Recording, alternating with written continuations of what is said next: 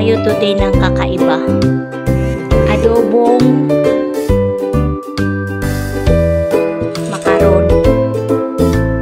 Pero bago ang lahat guys, sa atin muna tong lulutuin, pakukuluan sa tubig. Kuluan natin tubig, lagyan natin konting asin. Kulunin tubig natin, ilalagay na natin ang ating macaroni. Cook lang natin to guys, kasi lulutuin pa rin naman natin to. Mantika guys, kasi pakukuluan na natin ay sasangkot siya na natin yung ating manok. Mainit na naman ang ating mantika. Lagyan natin ang ating sibuyas.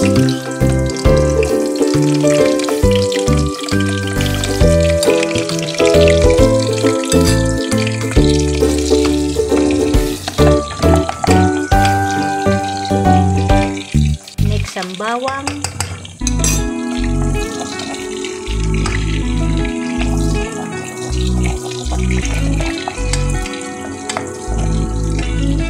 Amoy ng ating sibuyas, amoy mabango na. Lagyan na natin yung manok.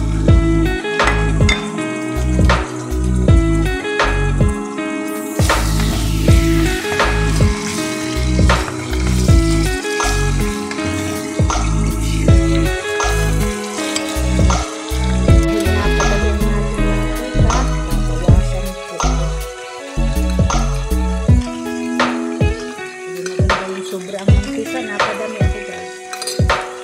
Dahil nasangkot siya na natin siya, lalagyan naman natin ang ating patatas.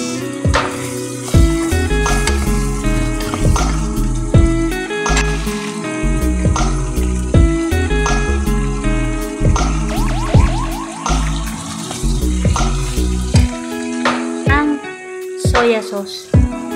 Guys, alam nyo, kapag wala kayong suka, ang ilagay nyo balsamic.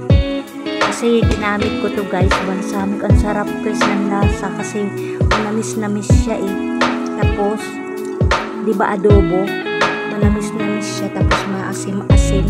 Parang suka. Pero mix siya guys, ang sarap ng lasa niya. Ayan o, balsamic vinegar.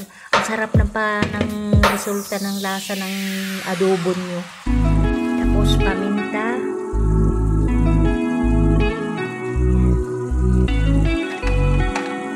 Lalagyan natin siya ng dalawa ng tubig.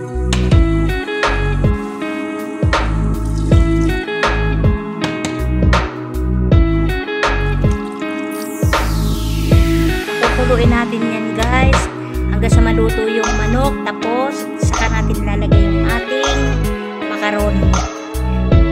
Damay na siya sa pagiging adobo. Adobong macaroni.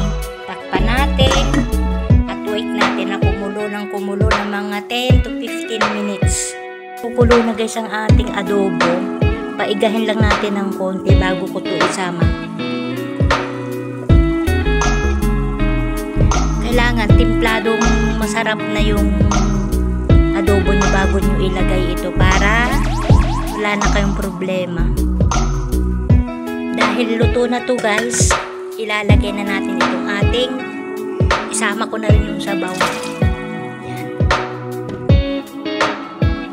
Antayin na lang natin yan siyang maluto ng maluto. Paiga ng mabilis ang inyong niluluto. Huwag niyong tatakpan. Ayan.